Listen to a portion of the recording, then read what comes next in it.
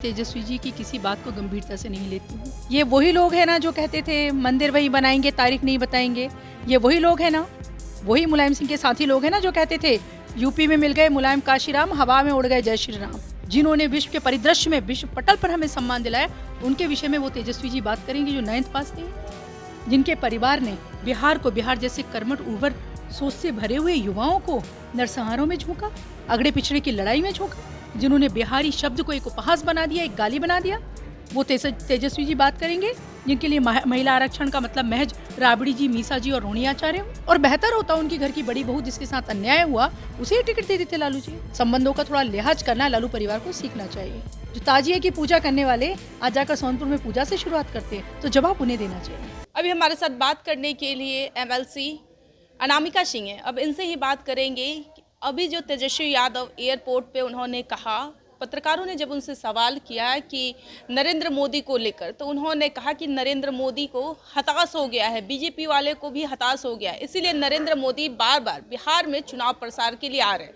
और ये चुनाव भर ही क्यों आ रहे हैं, उन्हें आना ही है तो 365 दिन बिहार में आए, बिहार के दौरे पर आए। आखिर उनके आने और जाने से कोई फायदा नहीं है। भ्रष्टाचारियों को उन्होंने दिखा दिया, उनके पास कोई मुद्दा नहीं है, गारंटी छोड़कर। वह भी गारंटी के नाम पर वो जुमले देकर जनता को जा रहे हैं। इस बार जनता जो है उनके जुमलेबाज में नहीं फंसने वाली। इसी पे बात करते हैं अनामिका जी से। क्या कहिएगा, तेजस्वी यादव ने ऐसा कहा है। सबसे पहले तो मैं तेजस्वी जी की किसी बात को गंभीरता से नहीं लेती हूँ। जिस व्यक्ति का दोहरा चरित्र होता है, ये वही व्यक्ति है। अगर आपको याद हो, जिन्होंने एक रैली में सार्वजनिक रूप से कहा था कि क्या मंदिर बनने से अस्पताल का इलाज हो जाएगा, याद होगा आपको? बिल्कुल। जब राम मंदिर पे उन्होंने कहा था या स्कूल खुल जाएंगे, और वही एक भावुक अपील के लिए अपनी बहन रोहिणी आचार्य को सबसे पहले जब टिकट देते हैं तो सोनपुर के मंदिर भेजते हैं। और आदरणीय नरेंद्र मोदी जी जो हैं, वो भारत के प्रधानमंत्री नहीं महज, आज वो एक जननायक है। और प्रत्येक भारतीय, वो विश्व में कहीं भी रहता हो, जो भारत भूमि से जुड़ा हुआ है, उसके हृदय में वास करते हैं। वो भूल जाते हैं कि जब वो नरेंद्र मोदी जी के बारे में बात करते हैं तो वो शख्स के बारे में बात कर रहे हैं कि जब रूस और यूक्रेन का युद्ध होता है तो भारत के झंडे को सम्मान दिलाते हैं और पाकिस्तान के लोग भी अपनी जान बचाते हैं। जिन्होंने विश्व के परिदृश्य में, विश्व पटल पर हमें सम्मान दिलाया, उनके विषय में वो तेजस्वी जी बात करेंगे जो 9th पास थे, जिनके परिवार ने बिहार को, बिहार जैसे कर्मठ उर्वर सोच से भरे हुए युवाओं को नरसंहारों में झोंका, अगड़े पिछड़े की लड़ाई में झोंका, जिन्होंने बिहारी शब्द को एक उपहास बना दिया, एक गाली बना दिया, वो तेजस्वी जी बात करेंगे। जिनके लिए महिला आरक्षण का मतलब महज राबड़ी जी, मीसा जी और रोहिणी आचार्य हो। उन्होंने कहा कि हताश हो गए हैं और सम्राट चौधरी को भी लेकर कहा। जिस तरह से आज उनका बाइट तो सुने होंगे, उन्होंने कहा है कि मेरा इतना क्रेज बढ़ गया है। रोहिणी आचार्य अपने मुंह से खुद अपनी बड़ाई करती हुई नजर आ रही है। आत्ममुक्तता की शिकार हैं रोहिणी आचार्य जी।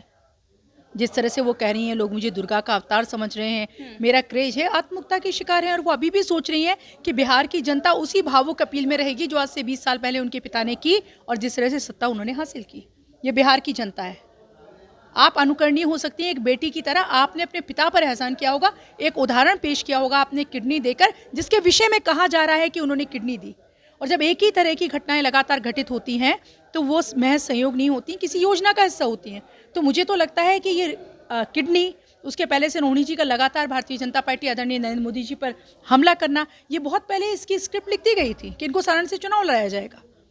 और ये कहाँ किडनी, मैं तो कहना चाहती हूँ कि किस तरह से किडनी दी गई, क्यों दी गई और उसको इतना प्रोजेक्शन क्यों किया जा रहा है।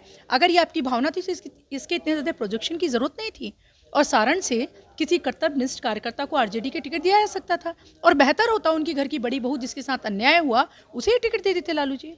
तेजस्वी जी का इतना कद नहीं है कि आदरणीय नरेंद्र मोदी जी जो एक विश्व के नेता हैं उनके विषय में बात करें। राजद के खेमे से सभी लोग कह रहे हैं, प्रवक्ता और विधायक मंत्री सभी लोग का कहना है कि बीजेपी वाले और एनडीए गठबंधन के पास कोई मुद्दा नहीं बच गया है। रोजगार विकास तो है नहीं, मोदी जी आते हैं, जुमले दे के चले जाते हैं। इस बार 2024 में जनता उनके जुमले में नहीं फंसने वाली है, गारंटी में। इस देश की देवतुल्य मतदाता जनता को तय करने दीजिए, उन्हें तय करने दीजिए ना, थोड़े दिन में पता चल जाएगा। पिछले लोकसभा चुनाव भी याद होगा ना आरजेडी को, आने वाले समय में भी याद हो जाएगा। ये 20 साल पुराना बिहार नहीं है। आज का हर मतदाता जागरूक है, बहुत ही बुद्धिजीवी है और चैतन्य है। वो भू सांस्कृतिक राष्ट्रवाद के धरातल पे खड़े हुए उस जननायक का साथ देना चाहता है जो रामलला को तंबू से मंदिर में लेकर जाते हैं। सम्राट चौधरी को भी उन्होंने फर्जी डिग्री कहा है। सम्राट चौधरी जी एक ऐसे व्यक्ति हैं जो जननायक हैं, जो नैतिकता से भरे हुए हैं, और उनके ऊपर एक भी भ्रष्टाचार की बात करने से पहले विरोधियों को हजारों बार सोचना होगा। ये वही सम्राट चौधरी जी हैं आदरणीय। अगर याद हो, जब लालू जी का सम्मान तार तार हो रहा था, उन्होंने उनके सम्मान को बचाया था। तो कुछ भी उनके विषय में बोलने से पहले ध्यान रखना चाहिए, संबंधों का थोड़ा लिहाज करना लालू परिवार को सीखना चाहिए। और जहाँ तक डरने की बात है, तो आदरणीय नरेंद्र मोदी जी के नेतृत्व में इस देश का सनातनी युवा हिंदू जिस तरह से एक हुआ है भारतीय, उससे वो डरे हुए हैं। जो ताजिए की पूजा करने वाले आज जाकर सोनपुर में पूजा से शुरुआत करते हैं, तो जवाब उन्हें देना चाहिए। ये भी उन्होंने कहा है तेजस्वी यादव जो राम राम कह रहे हैं और राम को लेकर उन्होंने राजनीति में उतारा है आज 2024 में, और वही सीता का उन्होंने अपमान किया। अगर उन्होंने ठीक से कभी रामचरित मानस को समझा होता है, एक विषय, पहली बात तो हमने 24 में राम मंदिर की बात नहीं की। भारतीय जनता पार्टी तो अपने स्थापना काल से हम राम मंदिर की बात करते हैं। हम अपने जिन जिन मुद्दों पे थे, हम अड़े हैं, खड़े हैं और अड़े रहेंगे। नहीं, उनका कहना है तेजस्वी यादव का कि 2024 में हमारे पास चुनाव लड़ने के लिए कोई मुद्दा था नहीं, तो उन्होंने मुद्दा पहले तय कर लिया था कि राम मंदिर बनवाएंगे। राम मंदिर वही बनवाए और वही सीता माँ का उन्होंने अपमान। ये वही लोग हैं ना, ये वही लोग हैं ना जो कहते थे मंदिर वही बनाएंगे, तारीख नहीं बताएंगे।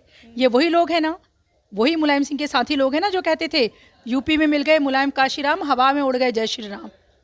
तो ये वही लोग हैं जिन्होंने राम भगवान का अपमान किया, भारत की जनता का, भारत के रोम रोम में कण कण में राम है, उनका इन्होंने अपमान किया। और उन्हीं राम भगवान को आज ये देख रहे हैं कितने भव्य स्वरूप में। धन्यवाद। ये थी हमारे साथ अनामिका सिंह। अब आप लोग का राय का क्या प्रतिक्रिया है हमारे कमेंट बॉक्स में जरूर दर्ज कीजिएगा। आप लोग देख रहे थे DTW 24 न्यूज़। मैं हूँ आपके साथ दिव्या पांडे। धन्यवाद।